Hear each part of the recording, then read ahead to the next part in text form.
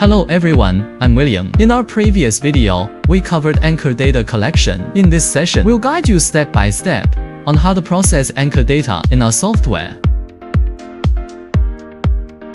First, copy the data collected last time to your computer.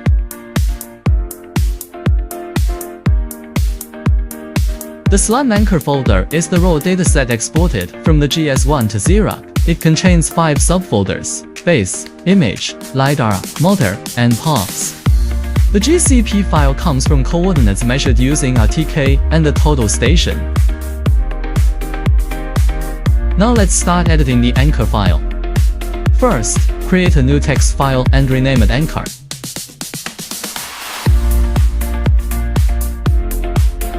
The format is as follows. The first column is the anchor serial number, in the same order as collected in the field. The second column is the coordinate mode with 4 options. 0 equals BLH in decimal degrees. 1 equals BLH in degrees minutes seconds. 2 equals large N values convertible back to BLH. 3 equals small n values. Here, we'll use ENH, absolute coordinates. Open the new anchor file. Copy the anchor coordinates collected earlier and paste them into the file. Use spaces as the delimiter.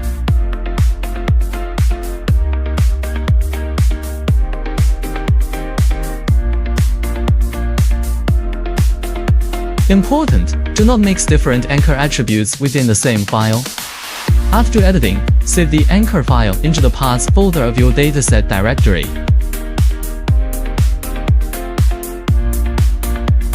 Now let's move on to processing the data. Open up PointCloudCreater software. Go to Tools, give Shuttle Gives Configuration. Then open its General Settings.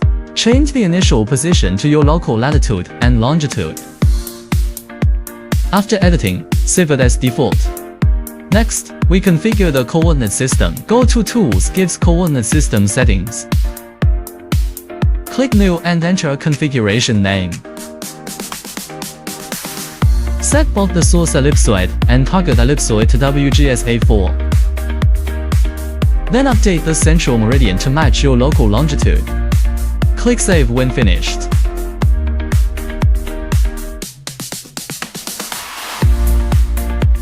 Now let's start data processing. Click File, gives New Project, and set the project directory to your raw dataset folder. The software will automatically load the data. Change the coordinate system to the one we just configured. Make sure the scenario matches your field collection setting. Then click Start Calculation. Now open the process point cloud. You can see the point cloud is not carrying absolute geographic coordinates.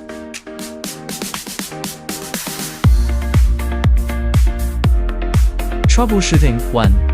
The anchor file must be encoded in UTF-8. Other encodings may cause software reading errors. Troubleshooting 2. The order of anchors in the file must match the collection order. Otherwise, the point cloud structure may be distorted. That's all for today's tutorial. Follow Geosun Navigation. See you in the next video.